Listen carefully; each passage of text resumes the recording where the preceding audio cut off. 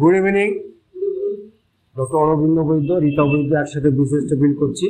আমাদের যারা স্পন্সর করেছে সিদ্ধার্থ বোস এবং বকুল বোস, এবং আমাদের যারা মেন্টারশিপ দিচ্ছে দুর্গাবা এবং কৃষ্ণ।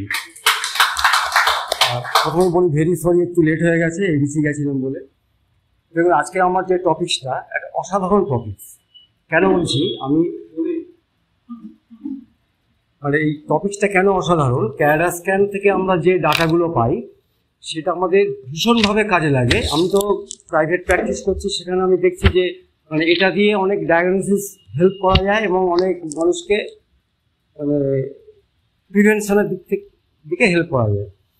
আমি যে আইটেমগুলো আছে ক্যারাডা স্ক্যানের, সেই আইটেমগুলো নিয়ে আমি একটু বলি। যেমন প্রথমে আমরা বলি ভিসারাল ফ্যাট। ভিসারাল ফ্যাটটা কি, আমাদের পরিষ্কার একটা কনসেপশন হওয়া দরকার। তো এখানে আজকে বোর্ড নেই, বোর্ড থেকে আমি একটু ছবি এঁকে দেখাতাম আরো পরিষ্কার হয়ে যেত। তো আমরা প্রত্যেকেই ক্রস সেকশনটা বুঝি। একটা কথা যদি আমরা এইভাবে কাটি সেটাকে আমরা বলি ক্রস সেকশন। এই বডিটাকে আমরা একটা ক্রস সেকশন করি এইখান দিয়ে। তাহলে কল্পনা করুন এইখান দিয়ে যদি ক্রস সেকশন করে আমরা এইভাবে কি দেখছি, একটা অ্যাবডোমিনাল ওয়াল দেখছি, তার মধ্যে কিডনি, লিভার, ইন্টেস্টিন সব দেখতে পাচ্ছি। তো অ্যাকচুয়ালি ভিসারাল ফ্যাট বলতে আমরা বুঝি যে আমাদের অ্যাবডোমিনাল ওয়ালে যে ফ্যাটটা জমছে এবং প্রত্যেকটা অর্গানের চারিদিকে যে ফ্যাটটা জমছে, এই টোটালটা মিলিয়ে আমাদের ভিসারাল ফ্যাট। এখন অ্যাবডোমিনাল ওয়ালে বেশি ফ্যাটটা আমরা টের পাই কীরকম না, স্কিনের নিচে আমাদের একটা ফ্যাট থাকে, সেটা সাবকিউটেনিয়াস ফ্যাট।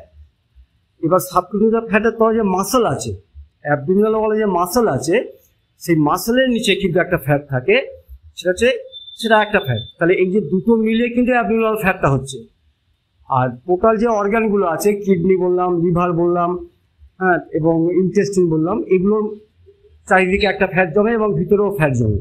তাহলে এটা হচ্ছে ভিসারাল ফ্যাট। এবার প্রশ্ন আসছে যে ভিসারাল ফ্যাট কত পার্সেন্ট থাকে। নর্মালি যে আমাদের টোটাল যে মানে বডির যে ক্যালোরিটা আমরা নিই তার প্রায় মোটামুটি 10%। তাহলে 10% টোটাল ফ্যাট যদি আমাদের থাকে ভিসারাল ফ্যাট, সেটা আমরা নর্মাল ধরে নিই। এবার যদি তার বেশি হয়, মানে 12, 14, 15, 20, 25, 30 যদি ভিসারাল ফ্যাট হয়ে যায়, তাহলে সমস্যাটা কি হয়? সমস্যাটা হয় কি, ভিসারাল ফ্যাট যত বেশি হবে তত বুঝতে হবে আমাদের টোটাল আর্টারি চ্যানেলগুলো কিন্তু আস্তে আস্তে ব্লক হয়ে যাচ্ছে। মানে অ্যাকচুয়ালি টোটাল ডিজিজটাই কিন্তু দাঁড়িয়ে আছে, মানে মেডিকেল সায়েন্সে টোটাল ডিজিজটা দাঁড়িয়ে আছে ব্লাড ভেসেলসের উপরে। যদি আমরা এইটা একটু কল্পনা করি যে ব্লাড ভেসেলস যদি আমি পরিষ্কার রাখি, আমাদের কারো ডিজিজ হবে না। এই ব্লাড ভেসেলসের মধ্যেই যত রকম গন্ডগোলটা হয়, আস্তে আস্তে ফ্যাট জমে, এগুলো জমে। তো এবার দেখুন ভিসারাল ফ্যাট তাহলে কোথায় থাকে, আমরা বললাম অ্যাবডোমিনাল ওয়ালে এবং সারাউন্ডিং স্ট্রাকচারে। টু মাচ মানে ভিসারাল ফ্যাট যদি থাকে তাহলে আমাদের কোন ডিজিজগুলো আসে, diabetes mellitus, heart disease, stroke. তাহলে এইগুলোই তো common disease, heart disease, stroke মানে ব্রেনের, আর কার্ডিয়াক অ্যারেস্ট, এগুলোই একদম কমন। তাহলে ভিসারাল ফ্যাট যদি বেশি হয় তাহলে এই জায়গাটা আমরা ধরতে পারি। তাহলে প্রশ্ন আসছে, আমি যখন ক্যারাডা স্ক্যান করবো, ভিসারাল ফ্যাট যখন আমি বেশি পাচ্ছি, তাহলে আমি একটা পেশেন্টকে কি সাজেশন দেবো বা কি আমি বুঝতে পারবো? না, আমি বুঝতে পারবো যে সেই মানুষটা অত্যধিক ফ্যাট জাতীয় খাবার খান, অত্যধিক কার্বোহাইড্রেট খান, কারণ কার্বোহাইড্রেট কিন্তু ফ্যাটে কনভার্ট হয়ে যায়, আর এক্সারসাইজ একদম করেন না। তাহলে এই যখন আমি কোয়ারি করছি যে আপনি এক্সারসাইজ করেন না, আপনার হ্যাবিট কীরকম, সিডেন্টারি হ্যাবিট, বসে বসে কাজ, এবং আমি ফ্যাট জাতীয় খাবার খাচ্ছি এবং কার্বোহাইড্রেট বেশি খাচ্ছি, তাহলে এই ক্ষেত্রে আমরা তাকে একটা সাজেশন দিতে পারবো যে ভিসারাল ফ্যাট যখনই বেশি হচ্ছে, যেটা আমি করে রেখেছি যে আপনি একটা ইউএসজি করান আপার অ্যাবডোমেন লিভারে, দেখছি সেখানে হয় ফ্যাটি লিভার হয়ে আছে, নাহলে গলব্লাডার স্টোন হয়ে বসে আছে, এটা কিন্তু দেখা যাচ্ছে। তাহলে লিভারে যদি ফ্যাটি লিভার যদি থাকে তাহলে আমরা বুঝতে পারছি যে ফ্যাটি লিভার মানে ভিসারাল ফ্যাট বেশি। তাহলে আমি ক্যারাডা স্ক্যান করছি, সেখান থেকে আমি কিন্তু একটা আইডিয়া পেয়ে যাচ্ছি যে আমার লিভারের একটা সমস্যা চলে আসছে। ডায়াবেটিস, স্ট্রোক এগুলো তো আছেই, এগুলো পরে অন্য টেস্ট করবো, কিন্তু আমি যদি ছোট্ট একটা টেস্ট করাই যে তার সাথে যদি ওজনটাও বেশি থাকে প্লাস ভিসারাল ফ্যাটটা বেশি আছে, তাহলে আমি বলবো যে একটা ইউএসজি করো, আপার অ্যাবডোমেন ইউএসজি করো, আমি লিভারটাকে দেখে নেবো। কারণ এখন ম্যাক্সিমাম লোকের কিন্তু মানে ফ্যাটি লিভার, এই ফ্যাটি লিভারটার একটা মজা আছে। লোকে ভাবছে যে আমি তো স্মোক করি না, আমি তো অ্যালকোহল নিই না, তাহলে আমার ফ্যাটি লিভারটা হচ্ছে কেন? তার প্রশ্ন হচ্ছে আমরা অন্য খাবারগুলো এত বেশি খাচ্ছি, কার্বোহাইড্রেট বা ফ্যাট জাতীয় খাবার, সেইখান থেকে টোটাল আমরা যাই খাই না কেন সেখান থেকে চলে যায় লিভারে। এবার লিভার যদি কন্টিনিউয়াস ফ্যাট চলে যায়, তাই পরে আসছি আবার ফ্যাটি লিভারটা আমি একটু মানে আইডিয়া দেবো। তাই সেই ফ্যাটটা লিভার মানে স্টোমাক থেকে ইন্টেস্টিনের মধ্যে দিয়ে গিয়ে লিভারে জমা হচ্ছে। এবার লিভারে জমা হতে হতে লিভার সেলগুলোতে ফ্যাট জমা হচ্ছে। এবার অনেকগুলো মানে ফ্যাটি সেল একসাথে হয়ে গিয়ে লিভারের সিস্ট তৈরি হচ্ছে। এবার আস্তে আস্তে fatty liver grade 1, grade 2, grade 3, তারপর ফাইব্রোসিস হয়ে যাচ্ছে, তারপর গল্প শেষ, লিভার পাল্টাতে হবে 20-25 লাখ টাকা খরচ। তা সুতরাং এই যে ফ্যাট মানে ভিসারাল ফ্যাটটা বেশি মানে কিন্তু একটা মানে দারুণ ইন্ডিকেটিং পয়েন্ট, মানে এটা দিয়ে আমরা প্রচুর কাজ করতে পারি। তাহলে এটা গেল ভিসারাল ফ্যাট। এইবার চলে আসি আরএমআর। দেখুন আরএমআরটা মানে অ্যাকচুয়ালি কি, আরএমআর এবং বিএমআর এই দুটো প্রায় কাছাকাছি। বিএমআর মানে হচ্ছে বেজাল মেটাবলিক রেট, যেটা একদম টোটালি 24 ঘন্টা রেস্ট। রেস্ট মানে ওঠা যাবে না, একদম শুয়ে থাকি। এই টোটালি 24 ঘন্টা রেস্টে যে ক্যালোরিটা ব্যয় হয় সেটা হচ্ছে বিএমআর। আর আরএমআর মানে কি, আমি একটু হাঁটাচলা করবো, একটা রেস্ট রুমে আছি, একটু বাথরুম গেলাম, একটু ঘরে পায়চারি করলাম, এই ছোটোখাটো হাঁটাচলা করা যায়, মানে সেটাও রেস্ট, কিন্তু একটু কাজকর্ম করা যায়। তাহলে আরএমআর হচ্ছে অ্যাকচুয়ালি যদি আমরা দেখি যে তাহলে আরএমআর যে রেস্টে যে ক্যালোরিটা লাগে, রেস্ট মেটাবলিক রেট, অর্থাৎ রেস্ট আছি আমি, মোটামুটি রেস্টে আছি, তাহলে আমার যে লিভার ফাংশন করছে, হার্ট ফাংশন করছে, সমস্ত অর্গান তো ফাংশন করছে, শুধু থেমে নেই। তা যখনই সে ফাংশন করছে তার তো একটা ক্যালোরি ব্যয় হচ্ছে, সেই ক্যালোরি কিন্তু মিনিমাম একটা হওয়া উচিত, দ্যাট ইজ আরএমআর। সেইটা কত, সেটা সাধারণত দেখা যায় ফিমেলদের 1400 আর মেলদের 1600, মানে 14 থেকে 1600। এইবার অনেক সময় আমরা করি কি, ডায়েট চার্ট করি, ডায়েট ম্যানেজমেন্ট, আমরা বিভিন্ন ডাক্তারের কাছে যাই বা বিভিন্ন ডায়েটিশিয়ানের কাছে যাই, বা নিজেরা একটু মন গড়া করে আরম্ভ করে দিলাম যে আমি ডায়েটে আছি। এবার যদি ডায়েটে আমার যদি 1200 ক্যালোরি চলে আসে, 1000 ক্যালোরি চলে আসে, তাহলে কিন্তু বিপদ হয়ে যাবে।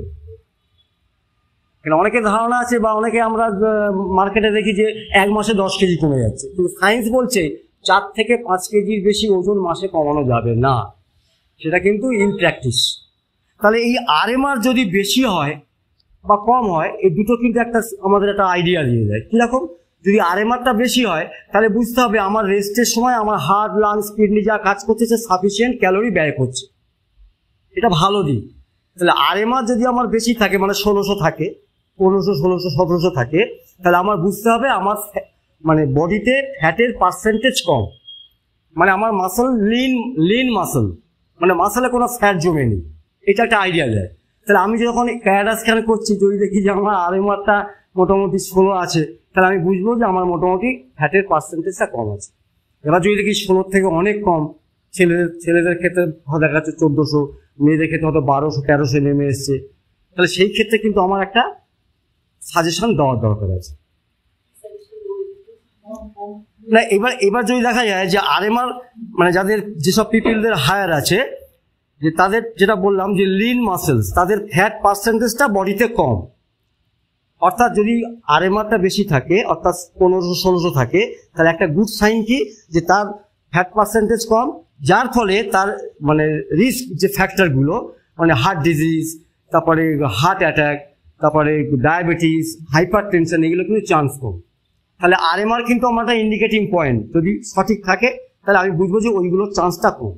যদি কম থাকে তাকে আমি সাজেশন দিতে পারবো। তাহলে যদি কম থাকে মানে তার ফ্যাটটা বেশি, বডিতে অটোমেটিক ফ্যাটটা বেশি, তখন কিন্তু তার এই ডিজিজগুলো আবার বেশি হওয়ার চান্স আছে। সুতরাং আরএমআরটা খুব কম হলে কিন্তু সেটা একটা ইন্ডিকেটিং পয়েন্ট, তাকে আমি একটা সাজেশন দিতে পারি।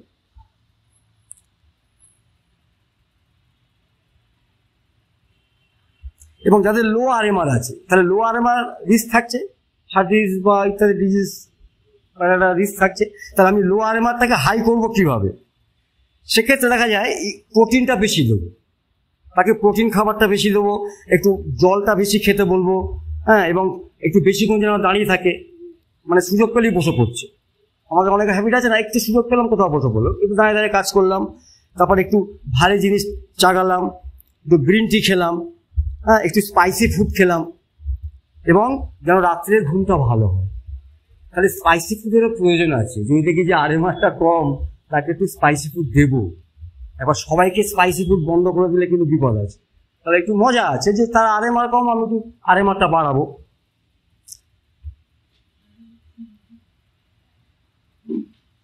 এবং আরএমআর যাদের বেশি থাকে বলছে তাদের একটু বেশি খেতে হবে। আরএমআর বেশি মানে কি, তার যে ক্যালোরিটা তার বডি ফাংশনে কিন্তু ব্যয় হয়ে যাচ্ছে। হ্যাঁ, আমার মনে হয় সিদ্ধার্থ টেস্ট করলে পাওয়া যাবে আরএমআর কিন্তু বেশি আছে। ও খাচ্ছে যাচ্ছে, মোটা হচ্ছে না, আমার লাগছে না কিন্তু, মানে আরএমআরটা ভালো আছে, মানে যা খরচা হচ্ছে ওইখানে। তাহলে আরএমআর যাদের আরএমআরটা বেশি আছে তাদের কিন্তু একটু ক্যালোরি বা একটু খাবার দাবার বেশি দিতে হবে কিন্তু, to maintain the body weight. তাহলে এটা গেলো আমরা আরএমআর দেখে নিলাম মোটামুটি। এবার আরএমআরটা যে 1400 ক্যালোরি বা 1200 ক্যালোরি হবে কিভাবে হবে, এটা সায়েন্স আছে, সেটা আমি বোর্ড থেকে লিখে দিতাম, কিন্তু মুখে বলছি লিখে নিই, তাহলে সুবিধা হবে। মানে আমরা যেটা বলবো সেটা সায়েন্স। কেউ যেন বলতে পারে তুমি কি আন্দাজে বলছো 1400 কেন, একটু কম হতে পারে, না, এটা সায়েন্স আছে। তাহলে আরএমআর নর্মাল হচ্ছে মানে মেলদের ক্ষেত্রে কি হবে নর্মাল, যে ওজনটাকে না মানে আমি ইকুয়েশনটা বলছি, weight in KG into 10, weight in KG into 10 plus height in centimetre into 6.25। হ্যাঁ, height in centimetre into 6.25 bracket বন্ধ। হ্যাঁ, 6.25 মাইনাস এজ মানে একটা ব্র্যাকেট দিয়ে হবে, মাইনাস এজ ইন্টু 5, এটা ব্র্যাকেটের মধ্যে প্লাস 5। তাহলে কি দাঁড়ালো, মানে ওয়েট কেজিতে ওয়েট ইন্টু 10 প্লাস হাইটটা সেন্টিমিটার ইন্টু 6.25, হ্যাঁ, মাইনাস ব্র্যাকেটের মধ্যে হবে এজ ইন্টু 5 প্লাস 5। তাহলে এইটা যদি আমরা যে কোনো মানুষের ক্ষেত্রে বসাই, যেটা হবে সেটাই তার কিন্তু আরএমআর হবে, এবং সেটাই ক্যালকুলেট করে দেখা যাবে 1400 1500 যার যেরকম হাইট যার যেরকম মেজ সেই হিসেবে চলে আসবে। আর ফিমেলদের ক্ষেত্রে হবে ওই একই আছে, মানে ওয়েট ইন কেজি ইন্টু 10, ফিমেলদের ক্ষেত্রে weight in KG into 10 plus height centimetre into 6.25 minus age into 5। এবার এখানে মাইনাস 161, যেমন ছেলেদের ক্ষেত্রে প্লাস 5, এটা 1 মাইনাস 161। তাহলে এই ফর্মুলা যদি আমি একটা মানুষের ফেলি, ওর আরএমআরটা কিন্তু পরিষ্কার বলে যাবে। হ্যাঁ, মাইনাস 161, 161। ছেলেদের ক্ষেত্রে যেমন প্লাস 5, হ্যাঁ, ওয়েট ইন্টু 10 প্লাস হাইটটা সেন্টিমিটারে into 6.25 minus age into 5, minus 161। তাহলে এই দুটো ফর্মুলা যদি আমি এটা মাইনাস হলো, তাহলে এই দুটো যদি ফর্মুলা আমি জেনে যাই, তাহলে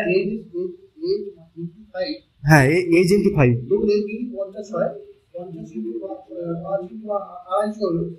হ্যাঁ, এবার এইটা আমি বলে দিলাম। এবার না বলছি, হ্যাঁ, চাই মানে এই যা ফর্মুলা আছে এই ফর্মুলা এবার ফেলতে হবে।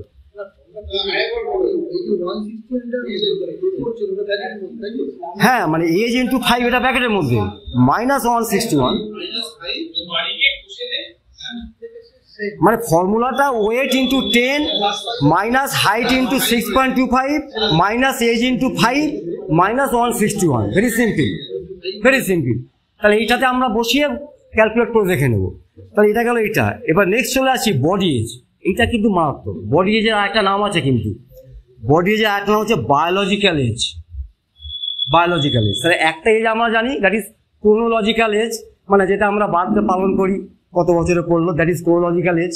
হ্যাঁ, মানে আমরা বার্থডে পালন করছি, কেক কাটছি, এবার দেখছি আয়নাতে আমার হয়তো 40 হলো, কিন্তু মুখটা বলছে না হয়তো 40 হয়নি, দেখে মনে হচ্ছে 60 হয়ে গেছে। তাহলে কি দেখে মনে হচ্ছে 60 হয়ে গেছে, এইটা কিন্তু অ্যাকচুয়ালি বডি এজ। অর্থাৎ মানে বডি এজের সংজ্ঞা হচ্ছে, বডি এজ মানে comparison lifestyle measurement between you and your surroundings population. comparison lifestyle, body age is comparison lifestyle measurement between you and your surrounding population. অর্থাৎ আমার এবং আমার আশেপাশের পপুলেশন যদি কম্পেয়ার করে দেখি, দ্যাট ইজ বডি এজ, মানে মেজারমেন্ট আর comparison lifestyle measurement between you and your surrounding population. মানে আমি যাদের সাথে মিশছি তাদেরকে দেখে বোঝা যাচ্ছে যে আমি কোন জায়গায় আছি, তারা কোন জায়গায় আছে। That is body age, that is biological age. এইবার যখন আমরা একটা মানে প্যারাস্কায় যখন বডি এজ দেখবো যে তার বয়স 40, বডি এজ দেখাচ্ছে 60, তাহলে আমি ডেফিনেটলি তাকে কোশ্চেন করতে পারি আপনি কত ঘন্টা ব্যায়াম করেন? সে বলবেন না সময় পাই না। আপনার বিজনেস কি না সিডেন্টারি হ্যাবিট, বসে বসে কাজ করি। আপনি খাওয়া দাওয়া কী করেন বা ঠিক মতন জল খান, স্মোক করেন কি না, ড্রিঙ্ক করেন কিনা একটু নিলাম। আপনি ফল সবজি খান? কিন্তু না সময় পাই না। আমার তো মাথায় আছে 700 থেকে 800, 900 গ্রাম ফল সবজি প্রত্যেকটা মানুষ খাওয়া উচিত, আদারওয়াইজ সে কিন্তু রিস্ক জোনে আছে। এটা একদম আমাদের কথা নয়, এটা একদম পুরো সায়েন্সের কথা।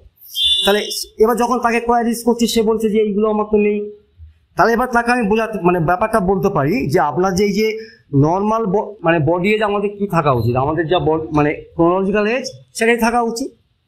তাহলে বডি এজ যদি বেশি হয় তাহলে আমরা কিন্তু একটা আইডিয়া তাকে দিতে পারি যে আপনার কিন্তু আস্তে আস্তে একটা রিস্ক ফ্যাক্টরে চলে যাচ্ছে। তাহলে বডি এজটা যদি হাই থাকে আমি সেটাকে কমাবো কী করি, সেটা আমার জিজ্ঞেস করবো। তাহলে বডি এজটা যখন বলছিলাম আপনি খুব রিস্ক মানে আমার সেলগুলো খুব ডেঞ্জার জোনে আছে, আমার সেলগুলো, আমার বয়স হয়তো 40 কিন্তু আমার সেলের বয়স দেখাচ্ছে 50 বছর, 60 বছর, দ্যাট ইজ বায়োলজিক্যাল এজ। তাহলে এটাকে আমি একটু কমিয়ে আনবো কীভাবে, সে আমার সাজেশন চাইবে। তখন তাকে আমি বলতে পারি যে এই যে এগুলো বাড়ছে কেন, তাকে বলি বাড়ছে কেন, যে আজকে বডি এজ এত প্রায় লোকের দেখছি বডি এজ বেশি কেন, তার কারণ হচ্ছে স্মোক করছে। স্মোক মানে কিন্তু শুধু সিগারেট নয়, আমরা প্রত্যেকেই কিন্তু স্মোক করি, এইটা কিন্তু আমাদের ধরতে হবে। বিশেষ করে মহিলারা 4-5 ঘন্টা রান্না করেন বাড়িতে, তারা সব থেকে বেশি স্মোক করে, ওটাও স্মোকের মধ্যে পড়ে। আর যারা আমরা কলকাতায় কাজ করি তো পলিউশন, তো পুরো সারাদিন স্মোক করছি। আমরা তো অলরেডি জানি আমাদের যে পলিউশন, ধোঁয়া টোয়া যে আমাদের শরীরে ঢুকছে, লাংসের কন্ডিশন মানে 25% মানে স্ট্রোক, ডায়াবেটিস সব হচ্ছে পলিউশনের জন্য, এটা আমরা সবাই জানি। তাহলে স্মোকিং এবং সান এক্সপোজার, যারা রোদে কাজ করছে তাদের ক্ষেত্রে বডি এজ বেড়ে যাচ্ছে, এবং এক্সেসিভ অ্যালকোহল যারা পান করছে। তাহলে এই যে স্মোকিং, সান রেজ মধ্যে আমরা কাজ করছি এবং এই যে অ্যালকোহল নিচ্ছি, এটা কি করে না আমাদের ডিএনএকে ড্যামেজ করে দেয়। তাহলে কেন আমাদের বডি এজটা বাড়ছে? আমাদের সেলের মধ্যে যে ডিএনএ আছে সেই ডিএনএকে ড্যামেজ করে দেয়, আর কি করে ইনফ্লামেশনটাকে বাড়িয়ে দেয়। তাহলে যত ডিজিজ আমরা দেখছি কিন্তু সব কিন্তু ডিউ টু এক্সেস ইনফ্লামেশন, এইটা কিন্তু মেন সাইন্স। আমি যদি ইনফ্লামেশনটা কমাতে না জানি তাহলে আমার ডিজিজকে আমি ওষুধ দিয়ে আটকাতে পারবো না, শুধু ব্যায়াম দিয়ে আটকাতে পারবো না, তাহলে আমাকে ইনফ্লামেশন কমাতে হবে। তাহলে এই যে বডি এজ বেড়ে যাওয়া মানে তার বডিতে ডিএনএ ড্যামেজ হতে আরম্ভ করেছে এবং তার ইনফ্লামেশন বডিতে শুরু হয়ে গেছে অলরেডি। এবার আমি তাহলে এই যে মানে কীভাবে তাহলে আমি বডি এজটা কমাবো, হাউ বডি এজ রিডিউস, একদম রেস্ট্রিক্টেড ক্যালোরি, মানে সেখানে আমি চেষ্টা করবো তার ফ্যাট যেন বেশি না যায়, ক্যালোরিটাকে রেস্ট্রিকশন করে দেবো। তার 2000 লাগতো, আমি হয়তো 1800 দিলাম কি 1600 দিলাম। আর কি কনজিউম প্ল্যান্ট বেসড, যেটা একটু আগে বলছিল যে আমাদের এখন ট্রেনিং হচ্ছে 10 দিন শুধু প্ল্যান্ট বেসড খাওয়াবে। হ্যাঁ, এটা লিভার টক্সিনের একটা সিস্টেম, যে 7 দিনের মধ্যে প্রথম 3 দিন 4 দিন শুধু ওই ভেজিটেবলস ফ্রুটস মানে বডির টক্সিন বের করার জন্য। তাহলে আমার যখন বডি এজ বেড়ে গেছে আমি তাকে বলবো যে আপনি একটু প্ল্যান্ট বেসড, একটু ভেজিটেবলসটা বেশি খান, একটু রেস্ট্রিক্টেড ডায়েট করুন, আর একটু অ্যাডিকুয়েট স্লিপ, কারণ ঘুমটা 6-7 ঘন্টা মিনিমাম ঘুম হয়, একটু রেগুলার এক্সারসাইজ, আর কি কনজিউম করতে হবে অ্যান্টিঅক্সিডেন্ট যুক্ত ফ্রুটস। এবার সে জিজ্ঞেস করবে যে অ্যান্টিঅক্সিডেন্ট সেটা কোথায় পাবো, কি ব্যাপারটা, সেখানে তো আমরা তো আছি, তাই না? অ্যান্টিঅক্সিডেন্ট ফ্রুট তো আমাদের কাছে আছে। আর ম্যানেজ ইউর স্ট্রেস, এবার যে ম্যানেজ ইউর স্ট্রেস এটা কিন্তু একটা ভীষণ ইম্পর্টেন্ট জায়গা। হয়তো আমি একটা লোককে ক্যারাটা স্ক্যান করলাম, ক্যারাটা স্ক্যান করে আমি তাকে বলবো যে আপনি একটু, আপনার তো প্রচুর স্ট্রেস আছে, একটু ম্যানেজ করুন, বলে তাকে একটু অল্প করে স্ট্রেস কাউন্সিলিং করে দিতে হবে। এবার বলবো যে আমরা তো কাউন্সিলিং জানি, যারা কাউন্সিলিং জানতে লাগে না তাকে যদি আমি বলি যে আপনি যে জায়গাটা আছেন, চাকরি করছেন বা যাই করুন না, ব্যবসা করছেন, আপনি স্ট্রেসের মধ্যে আছেন, তবে হ্যাঁ খুব স্ট্রেস আছে, এই স্ট্রেস করে আপনার কোনো লাভ হচ্ছে না, আপনার কিন্তু সেল ড্যামেজ হচ্ছে, ডিএনএ ড্যামেজ হচ্ছে, খুব তাড়াতাড়ি কিন্তু আপনার হসপিটালাইজ করতে হবে, আপনার যত পয়সা করি সব চলে যাবে। এইবার আপনি বুঝুন আপনার স্ট্রেসটা কমাবেন কিনা। আপনি বসে বসে স্ট্রেস বাড়িয়ে লাভটা কী করবেন? আপনি কি কিছু করতে পারবেন? ট্রেন লেটটা কী করা যায়? বসে থাকবেন। আপনি কি দৌড়ে হেঁটে চলে যাবেন? এই আমরা মৌলায় দাঁড়িয়েছিলাম প্রায় 8 ঘন্টা। এবং স্ট্রেস কমানোর নিজের সেলফ কাউন্সিলিং করলে, একটু সাজেশন দিলে সে কিন্তু কমাতে হবে। এইভাবে আমরা একটা ম্যানেজমেন্ট দেবো, তাহলে আমরা মোটামুটি একটা মানে বডি এজটা আমরা কমাতে পারি। তাহলে আমরা কী কী দেখছি? আরএমআর দেখলাম, বডি এজ দেখলাম, ভিসারাল ফ্যাট দেখলাম, এই তো মোটামুটি। আর বিএমআই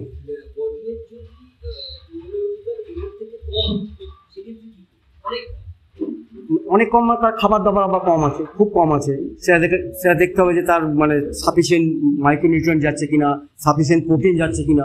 প্রোটিনটা কিন্তু সবাই ক্যালকুলেট করা শিখে নিই, কারণ উইদাউট প্রোটিন কিন্তু আমরা লড়তে পারবো না। ওয়ার্ল্ড হেলথ বলছে 20-25 গ্রাম প্রত্যেকের ঘাটতি, আর আমরা ক্যালকুলেট করি 30-35 গ্রাম করে ঘাটতি, 30-35 গ্রাম করে ঘাটতি। ওই ঘাটতি পূরণ না করলে যত ভিটামিন মিনারেল কিছু হবে না, ওইখানটা ঘাটতি পূরণ করতে হবে। হ্যাঁ, সেভাবে করতে পারি, কিছুই না তো। চালে কত প্রোটিন, যা খাই আমরা সারানি 5-7টা খাবার তো খাই, তার বাইরে কি আমরা যাই? বাজারে গেলে সেই রুই মাছ আর একটু এদিকে, হ্যাঁ, আর ডালের মধ্যে ওই ডাল, সব ডালে একই ক্যালোরি, মানে একই প্রোটিন। তাহলে এই কটা দিয়ে মুখস্থ করতে পারবো না। আর ফল সবজি যাই খাই না কেন, 100 গ্রামে 2 থেকে 3 গ্রাম প্রোটিন খাই তো ফল সবজি, তাহলে 100 গ্রাম ফল সবজি খেলে 2 থেকে 3 গ্রাম প্রোটিন। এটা ক্যালকুলেট করা না করার কি আছে? 100 চাল খেলে 6 গ্রাম প্রোটিন, 100 আটা খেলে 12 গ্রাম প্রোটিন। তাহলে আর বাকি রইল কি? আটা, ময়দা আর ফল সবজি। আর মাংস খেলে, চিকেনের যদি উপরে যায় 20 গ্রাম প্রোটিন, আর যদি আমি মাছ খাই 16 গ্রাম প্রোটিন, এই তো হয়ে গেল। আর দুধ 100 ml দুধ খেলে 3.5 গ্রাম প্রোটিন, হয়ে গেল গল্প। এই কটা যদি মুখস্থ করতে পারবো না, এইটা ক্যালকুলেট করলেই দেখবো তার প্রোটিন কম। এবার ওইটা কারেকশন করে দেবো। এবার সম্ভবত 1 কেজি প্রোটিন বলে দিতে পারবো না। এবার হয়তো বললাম যে আপনি একটু ছোলা বানান, একটু স্কিম মিল্ক পাউডার খান, যেখানে ফ্যাট কম, একটু কম প্রোটিন দামের ডাল খান। এইভাবে আমি তাকে ডিম দিয়ে একটু প্রোটিনটা বাড়িয়ে দিলাম, সঙ্গে একটা ডেলি দিয়ে দিলাম ছোট্ট করে, সে 1 মাস খান। এবার চলে আসি বিএমআই। বিএমআইটা কিছুই নয়, বিএমআই হচ্ছে হাইট অনুযায়ী তার ওজন কত।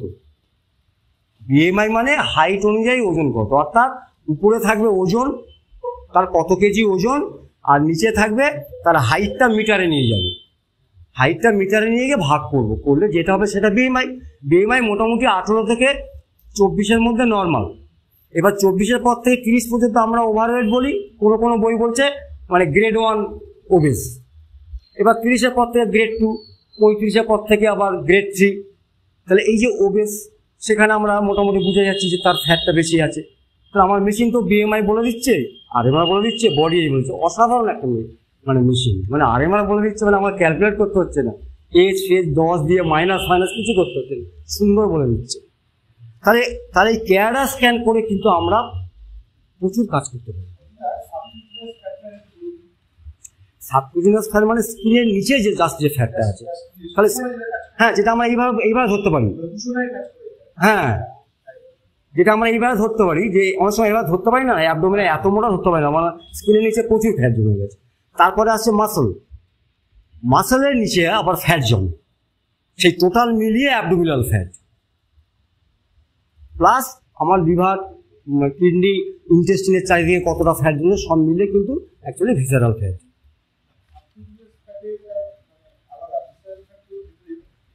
হ্যাঁ, ভিসারাল ফ্যাটটা মাসেলের নিচে, কিন্তু সাবকুটিনিয়াস ফ্যাটটা কিন্তু আলাদা, একটু আলাদা। কিন্তু যখন আমি এইভাবে ধরছি, ওটা কিন্তু সাবকুটিনিয়াস ফ্যাট না, ওটার সঙ্গে মাসল ফ্যাট চলে আসছে, মানে ভীষণ পাঞ্চ করা, তো আলাদা করা যায়। তাহলে আমরা ক্যাডা স্ক্যানে এই যে কটা ডাটা আছে, এইটা দিয়ে কিন্তু আমরা যদি একটু পড়াশোনা করে নিই, একটু যদি আমরা দেখে নিই, তাহলে কিন্তু অনেক মানুষকে হেল্প করা যায়। এবং যেটা আমাদের সমস্যা হয়, আমি ক্যাডা স্ক্যান করলাম, পরে বললাম যে তোমার এই হয়েছে, হঠাৎ করে সে বলবে যে আমি ডাক্তারকে দেখাই। এবার যদি সে জানাশোনা হয়, বলো তুমি একটা ইউএসজি করে নাও, হ্যাঁ, এরকম কয়েকটা যদি করাতে পারি, তাহলে সে একটু রিপোর্টটা পেয়ে গেল, তখন তাকে আমরা একটু খাবার দাবার দিতে পারি। এইবার যেটা চলে আসি, মানে সময় আছে তো, হ্যাঁ বলো বলো বলো, প্রশ্নটা বলো।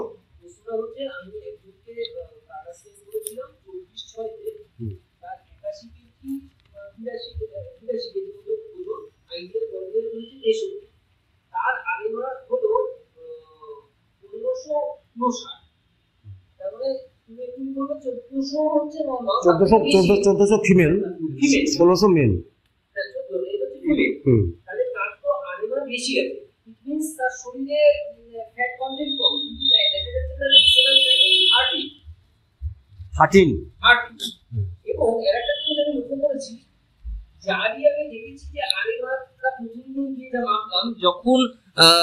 যখন দেখা গেল যে তার মানে সে ঢুকে গেল ওয়েট ম্যানেজমেন্টে, আমি হয়তো কারুর ক্ষেত্রে যার খুব বেশি থাকে 1 সপ্তাহ পর পর, না হলে 2 সপ্তাহ পর পর আমি মাপছি। এবার সেই মাপতে গিয়ে যখন দেখছি আমি তার ভিসেরাল ফ্যাট কমছে এবং অবভিয়াসলি টোটাল ওয়েটটাও কমছে, তখন আমি কিন্তু দেখছি আরএমআরটা কিন্তু কমতে শুরু করছে। যেমন এনাকেই আবার আমি পরে মেপেছিলাম 2.7-তে, সেখানে ওজন 79.8 কেজিতে আসলো। আরএমআর কিন্তু তখন 1532, যেটা আগে ছিল 1559।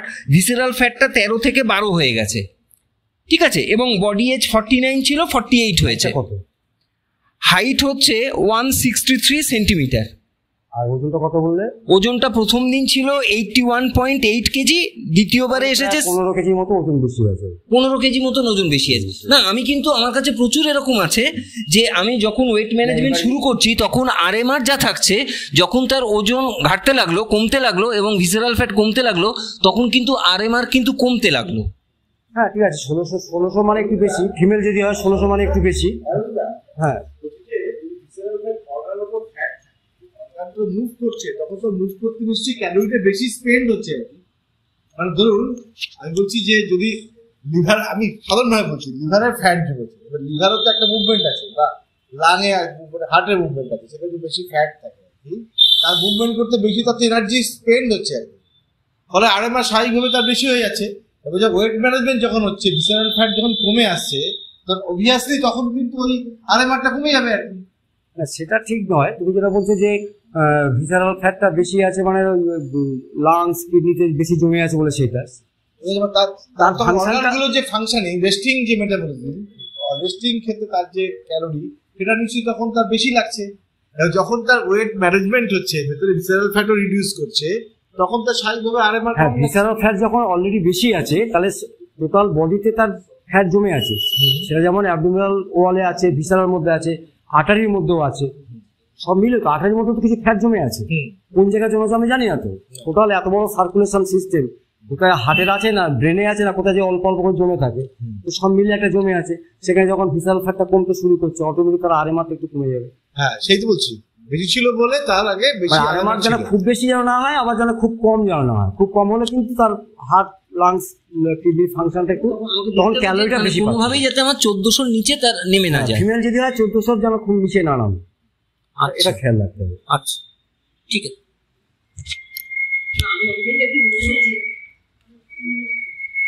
আচ্ছা তাহলে এবারে আমি একটা জিনিস আসি, যেটা প্রথমেই আমি শুরু করেছিলাম, যে আমাদের ডিজিজ মানে কিন্তু পুরো সার্কুলেটরি সিস্টেম, মানে যার যত বেশি ভালো আর্টারি পরিষ্কার, সে তত বেশি রোগ নেই। চোখে বলি, মাথায় বলি, হাতে বলি, পায়ে বলি, যেখানেই যা জমছে, হ্যাঁ সেই জমা যার যত বেশি তার তত ডিজিজ। এই জমার কারণটা কি? জমার কারণটা হচ্ছে, মানে যদি আমি এইভাবে এক্সাম্পল দিই, এই যে ধরুন আমাদের যে ব্লাডের মধ্যে যে সেলগুলো আছে, প্লেটলেটস আছে, ডব্লিউবিসি আছে, আরবিসি আছে, এরা প্রত্যেকটা কিন্তু একটা পাওয়ার হাউস।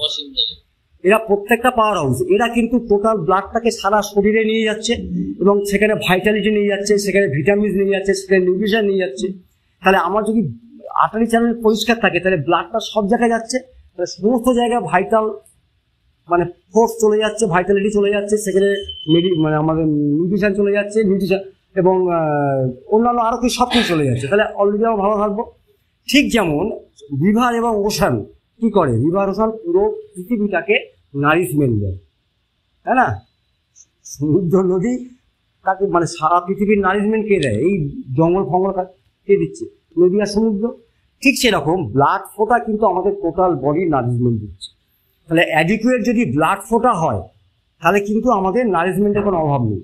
কিন্তু প্রশ্ন আসছে এই ব্লাড ফ্লো যে ব্লকেজটা হয় সেইটা কিন্তু আমাদের মানে খুব কমন হয়ে যায়। অনেকে ভাবে যে 20-30 বছরের স্ট্রোক হয়ে গেল, না, সায়েন্স বলছে যে 20 বছর পর থেকে তার জমতে শুরু করেছে।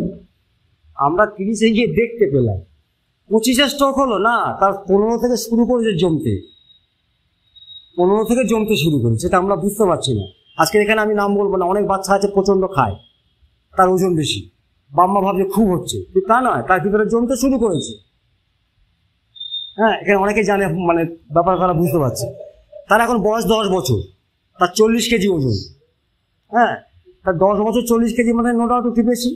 30-35 হলে ভালো হতো, 30-35-40, যাক এবার সেখানে জমছে। তাহলে ওই যে জমতে জমতে সে যখন 30-এ যাবে তখন দেখা যাবে তার নানা রকম ডিজিজ চলে আসে। এইবার প্রশ্ন আছে, এই যে আর্টারির মধ্যে যে জমার ব্যাপারটা, সেখানে ইনফ্লামেশন মানে কিন্তু সেখানে প্লেটলেটস যাবে। প্লেটলেটস না থাকলে যেমন আমাদের রক্ত জমাট বাঁধে না, ক্লট করে দেয়, ক্লট করে দিয়ে রক্ত জমাট বাঁধে আমাদের বাঁচিয়ে দেয়, এটা আমরা সবাই জানি। কিন্তু আর্টারির মধ্যে যদি কন্টিনিউয়াস প্লেটলেটস জমে তো প্লাক তৈরি করছে, সেটাও আবার ডেঞ্জার। তাহলে এই যে আমরা জিঙ্কো বাইলোবা খাই, জিঙ্কো বাইলোবা এমন একটা খাদ্য মানে যেটা কল্পনা করা যায় না। আমরা বলি না যে আমাদের এসিটা হচ্ছে 1 স্টার, 2 স্টার, 3 স্টার, বলছে 1 star, 2 star, 3 star, 4 star, 5 star, multiple star হচ্ছে ginkgo biloba. That means ginseng with ginkgo biloba.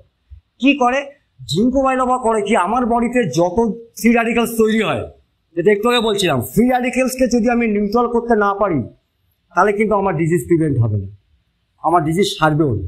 তাহলে আজকের মানে যদি মানে জিঙ্কো বাইলোবা মানে যেটা জিনসেং সাইবেরিয়ান জিঙ্কো বাইলোবা যদি আমি কনজিউম করি, বলছে জিঙ্কো বাইলোবা হচ্ছে ফ্রি র্যাডিক্যাল খাওয়ার মাস্টার, মানে স্টার বলছে, 5 স্টার। হ্যাঁ, এটা হলো একটা জিনিস। আর ইনফ্লামেশনটাকে রিডিউস করে।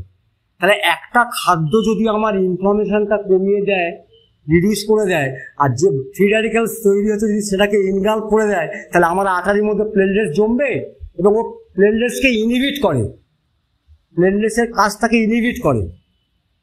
তাহলে আমার যে প্লাকিং সিস্টেমটা হচ্ছে সেখানে প্লেটলেটস আছে, তাহলে এক্সট্রা প্লেটলেটস যে ফাংশন, তার ফাংশনটাকে ইনহিবিট করে জিঙ্কো বাইলোবা। তাহলে এবার প্রশ্ন আসছে, তাহলে আমি একটা জিনিস শিখলাম কি, যে আমার জিঙ্কো বাইলোবা আর্টারিতে ইনফ্লামেশন কমিয়ে দেয়। আমার ইনফ্লামেশন হচ্ছে মানে সেখানে ফ্রি র্যাডিক্যালস এক্সেস আছে, স্ট্রেস ফ্যাক্টর মানে ফ্রি র্যাডিক্যালস আছে, তাহলে ফ্রি র্যাডিক্যালসটাকে কমিয়ে দিচ্ছে প্লাস ইনফ্লামেশন কমিয়ে দিচ্ছে। তাহলে এবার চলে আসি migraine. What is migraine? Migraine বলছে যে ইন্ট্রাক্রেনিয়াল মানে ব্রেনের ভিতরে এবং বাইরে কিছু আর্টারি, ব্লাড ভেসেলস আছে, আর তার বাইরে কিছু নার্ভাস সিস্টেম আছে, এই তিনটেই ইনভলভ হয়। তো এবার যখন মাইগ্রেন শুরু হয়, মাইগ্রেনে কিন্তু কোনো ট্রিটমেন্ট নেই। আমাদের হাতে যে অস্ত্র আছে সে অস্ত্র কিন্তু এমডির হাতে নেই।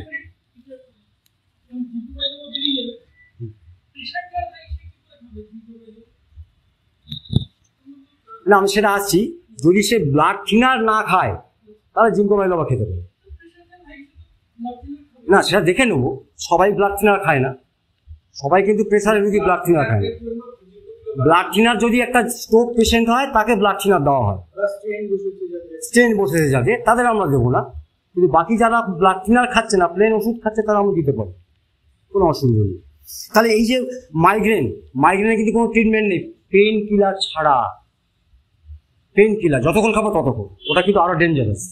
তাহলে এই মাইগ্রেনের তাহলে কি ব্যাপারটা হচ্ছে আমি একটু ছোট করে বলে দিই, যে অ্যাকচুয়ালি ইনিশিয়ালি কি হয়, একটা মানে ভ্যাসো কনস্ট্রিকশন, মানে যে আর্টারি বললাম ইন্টারক্রেনিয়াল, ব্রেনে এবং ব্রেনের বাইরে যে আর্টারি আছে সেই আর্টারিতে কনস্ট্রিকশন হয়। যেই কনস্ট্রিকশন হয় লিডস টু কর্টিক্যাল এবং ব্রেন স্টেম, মানে আমাদের ব্রেনে যে আর্টারিগুলো ইস্কিমিক হয়ে যায়। ইস্কিমিক মানে কি, সেখানে অক্সিজেন সাপ্লাই কম যায়, অর্থাৎ হিমোগ্লোবিন লেভেল কমে যায়। তাহলে অক্সিজেন সাপ্লাই কম, হিমোগ্লোবিন কম যাচ্ছে, ইস্কিমিক হয়ে যাচ্ছে। তাহলে যেই ভ্যাসো কনস্ট্রিকশন হলো, ইস্কিমিক লেভেল তৈরি হলো, অর্থাৎ অক্সিজেন হিমোগ্লোবিন কম যাচ্ছে, সাথে সাথে কি হলো, সেখানে রেজাল্টিং একটা অরা তৈরি হয়। অরা মানে কি, মাথা যন্ত্রণার আগে মিনিট 15 একটা অস্বস্তি ভাব, একটা ডিজিনেস ভাব, একটা ভালো লাগছে না, তারপরেই মাথা যন্ত্রণা শুরু হলো। তাহলে 15 মিনিট পরে কিন্তু আবার ভ্যাসো ডাইলেটেশন হয়। যেটা প্রথম শুরু হয়েছিল ভ্যাসো কনস্ট্রিকশন, যেটা একটা অস্বস্তিকর একটা ওয়েদার হচ্ছে, মানে একটা বিচ্ছিরি ব্যাপার হচ্ছে, তারপর 15 মিনিট পরে মাথা যন্ত্রণা শুরু হলো, তখন ভ্যাসো ডাইলেশন হলো ওই ক্রেনিয়াল নার্ভগুলো। যেই ভ্যাসো ডাইলেশন হলো তখনই স্ট্রেচিং অ্যান্ড ইরিটেশন হয়, নার্ভ এন্ডিং। তাহলে ভ্যাসো ডাইলেশন হচ্ছে মানে কি, আর্টারি ভ্যাসো ডাইলেশন, একটা কল্পনা করবে একটা পাইপ, পাইপটা বড় হচ্ছে, যেই বড় হচ্ছে পাইপের গায়ে তো নার্ভ আছে, নার্ভের এন্ডিং তো আছে, সেই নার্ভের এন্ডিং স্ট্রেচিং হয়ে গেল, অটোমেটিক হবে সেটা। মানে যদি এরকম একটা পাইপ থাকে তার গায়ে নার্ভ আছে এরকম, এবার পাইপটা বড় হলো তার নার্ভটা স্ট্রেচিং হবে না? তাহলে এই যে নার্ভ স্ট্রেচিং হচ্ছে, ডাইলেশন হওয়ার পর নার্ভ স্ট্রেচিং হচ্ছে, তাহলে হোয়ার কজেস হেডেক, সেখানে হেডেকটা শুরু হলো। তাহলে প্রথমে কনস্ট্রিকশন, মিনিট 15 পরে আস্তে আস্তে ভ্যাসো ডাইলেটেশন, তারপর হেডেক শুরু হবে। এই হেডেকটা তার সঙ্গে মাসকুলার কন্ট্রাকশন হবে, মাথা ছেড়ে যাচ্ছে, মানে মাসল ইনভলভ হয়ে গেছে, এবং এইটা কিন্তু মেনটেন হবে এবং প্রলং। যাদের মাইগ্রেন হয় বলে ঘন্টার পর ঘন্টা থাকে, একদিন পুরো থাকে। তাহলে এই মাইগ্রেনের ট্রিটমেন্ট কিন্তু আমরা করতে পারি কিন্তু জিঙ্কো বায়োলোবা দিয়ে। আমি 2-3টে কেস করেছি, সাকসেস ভীষণভাবে। এবং আমি যে চেম্বারগুলো বসি, পলিক্লিনিকগুলো, অ্যাপেলো বসি বা অ্যাকুয়েল, তাদের প্রচুর চেম্বার আছে, কিন্তু আমি ওদের একদম পুরো পরিষ্কার বলেছি যদি মাইগ্রেনের পেশেন্ট থাকে আমাকে দেবো, আমি 2 মাস ট্রিটমেন্ট করি। তাহলে এই যে জায়গাটা আমাদের একটা স্কোপ আছে, তাহলে আমরা মাইগ্রেনটা ট্রিটমেন্ট করতেই পারি। জিঙ্কো বায়োলোবা এটা এটা এটা দিয়ে ট্রিটমেন্ট করি না, কি আছে? 4টে না খাক, 2টো করেই খাক না, মানে অ্যাটলিস্ট খেতে শুরু করুন। ডোজ যে 4টে দেওয়া, 2টো করেই খাক না, কি আছে? তাহলে এবারে যেহেতু তার মাইগ্রেন আছে বা কিছু স্ট্রেস আছে, যেগুলো সব থাকে সেগুলো সবই আছে, একটু ম্যানেজ করে দেবো, ওটা খেতে বলবো। তাহলে এটা গেলো মাইগ্রেনের ক্ষেত্রে। আর একটা যেটা আমরা ভালো কাজ করতে পারি, যেটা রিসেন্ট আমার একটা অভিজ্ঞতা হয়েছে, আমাদের ফ্যাটি লিভার থাকলে আমরা মিল ফিসেস দিই, ওটা ভালো কাজ করে। কিন্তু প্রশ্ন আসছে যে ফ্যাটি লিভার মানে কি? লিভার সেলের মধ্যে ফ্যাট ডিপোজিট হয়েছে, এটা পরিষ্কার। এবার এই ফ্যাট কিন্তু জলে গলে না, তাকে তাড়াবেন কি দিয়ে? লাঠি দিয়ে? তাহলে দেখতে হবে যে পেশেন্টের ফ্যাটি লিভার হয়েছে তার প্রোটিনের পরিমাণ দেখতে হবে। আবার সেই ওয়ার্ল্ড হেলথের কথা বলি, 25 থেকে 30 গ্রাম প্রোটিন ঘাটতি। তাহলে আমি যদি সাফিসিয়েন্ট প্রোটিন দিই, অর্থাৎ 60 কেজি ওজনে 60 গ্রাম প্রোটিন কি 70 গ্রাম প্রোটিন দিলাম, তাহলে এই প্রোটিন গিয়ে লাইপোপ্রোটিন তৈরি করে। লাইপোপ্রোটিন মানে হচ্ছে প্রোটিনের সাথে ফ্যাট মেশে। এবার ওই প্রোটিনের সাথে প্রোটিন যেই খাচ্ছি আমরা লিভারে চলে যাচ্ছে, লিভারের ফ্যাটের সাথে মিশলো, লাইপোপ্রোটিন তৈরি হলো, ও লিভার থেকে দূরে চলে গেল। মানে এটা আমার রিসেন্ট আবিষ্কার করে, মানে বই খুঁজতে পাচ্ছি। বলছে ফ্যাটি লিভার পেশেন্ট যদি 1 মাস যদি আমি প্রোটিনটাকে একদম গুছিয়ে দিই, তার 50%, মানে আরে বাবা ওজন অনুযায়ীতে কেউ খায় না, একটু বেশি গেলেও অসুবিধা নেই, 10 গ্রাম যদি বেশি যায় ক্ষতি নেই, কিন্তু কম হবে না, সাফিসিয়েন্ট। এবার ফ্যাটলেস খাবার টাবার যা দেওয়া দেবো, হ্যাঁ, কিন্তু প্রোটিনটা আমার সাফিসিয়েন্ট না দিলে ওই ফ্যাটটার সঙ্গে প্রোটিন যোগ হবে, লাইপোপ্রোটিন হবে, লিভার থেকে দূরে চলে আসবে, মানে লিভার থেকে তো বেরিয়ে গেল।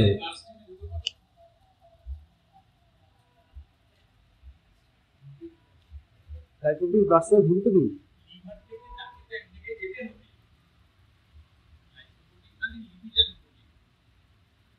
হ্যাঁ, লিপিড আর প্রোটিন।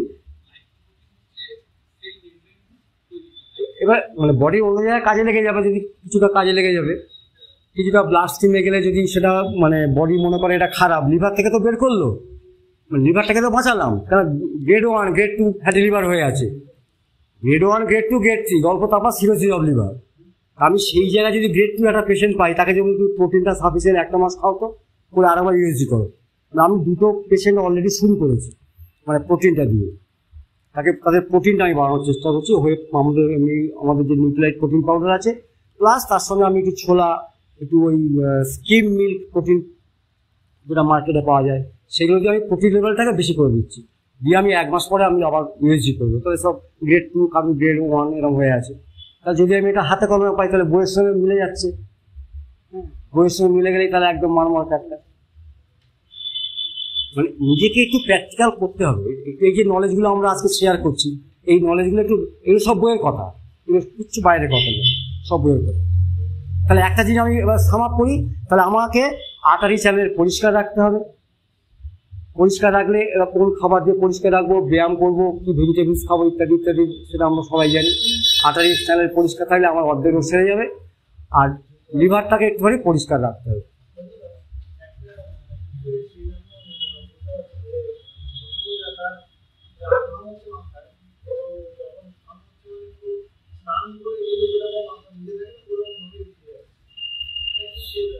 দেখো এটা ধরো কোন টেস্ট কি আছে জানি না, এখন তার প্রেশার বেশি না প্রেশার কম বা অন্যান্য আরো কি মানে প্যারামিটার আছে সেগুলো টেস্ট না করলে হবে না।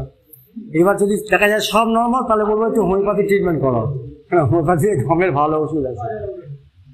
হ্যাঁ মানে যদি অন্য কিছু না থাকে আর কি, কারণটা তো ওভাবে জানা যাবে না, না ঘামটা কেন হচ্ছে। তাহলে আমরা মাইগ্রেনের ট্রিটমেন্ট করতে পারি একদম নিশ্চিন্তে, যদি ওই ব্লাড থিনারের খাবার না খায়। আর ফ্যাটি লিভার এখন প্রায় লোকেরই আছে, গ্রেড 1 গ্রেড 2 এসব আছে। হ্যাঁ কোনটা